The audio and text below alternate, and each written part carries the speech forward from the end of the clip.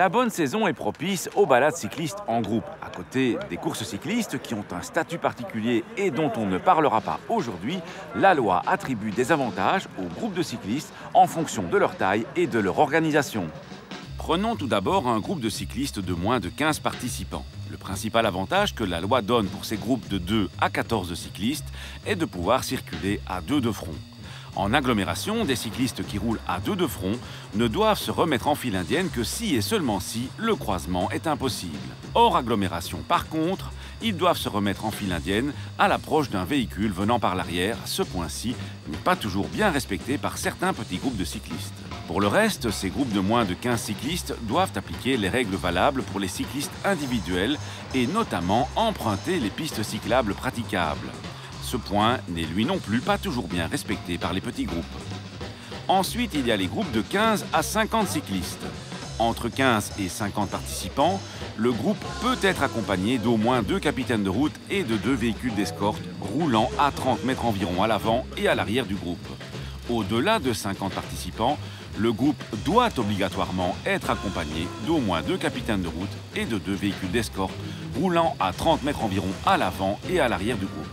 S'il y a plus de 150 cyclistes au départ, il faut impérativement scinder la balade en plusieurs groupes ne dépassant pas 150 cyclistes. Les capitaines de route sont là pour veiller au bon déroulement de la randonnée. Ils doivent avoir 21 ans au moins et porter un brassard tricolore portant la mention capitaine de route en lettres noires. À l'aide d'un signal C3, ils peuvent immobiliser la circulation pour laisser passer tout le groupe dans les carrefours, du moins les carrefours qui ne sont pas réglés par défaut. Les véhicules d'escorte doivent être équipés sur le toit d'un panneau à fond bleu, comportant la reproduction du signal A51, en dessous duquel figure en blanc le symbole d'une bicyclette. Un groupe roulant avec des capitaines de route n'est pas obligé d'emprunter les pistes cyclables et peut rouler en permanence à deux de front, à condition de rester groupé. Sur une chaussée sans bande de circulation, le groupe ne peut dépasser l'équivalent de la largeur d'une bande et en aucun cas ne peut dépasser la moitié de la chaussée. Et si la chaussée est divisée en bandes, le groupe ne peut rouler que sur la bande de droite, bien évidemment.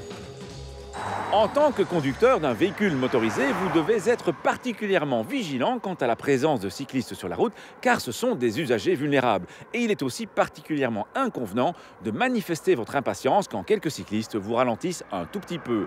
A l'inverse, les groupes de cyclistes doivent aussi mériter le respect des autres usagers, tout simplement en appliquant les règles qu'on a vues aujourd'hui. À la question de la semaine dernière, il fallait répondre que pour pouvoir emmener un passager, un conducteur de cyclomoteur doit avoir au moins 18 ans. À gagner cette semaine, un lecteur MP3 MP4 Lenco avec Bluetooth. La question, un groupe de cyclistes peut avoir des capitaines de route à partir de 5, 10 ou 15 cyclistes. Soit vous téléphonez au 0905 56 493, soit vous envoyez un SMS au 6020 en tapant contact 1, 2 ou 3 et vos coordonnées. L'IBSR met à disposition ces 2 nouvelles vidéos de situations à risque concernant les motards. Les liens sont disponibles sur go40.be.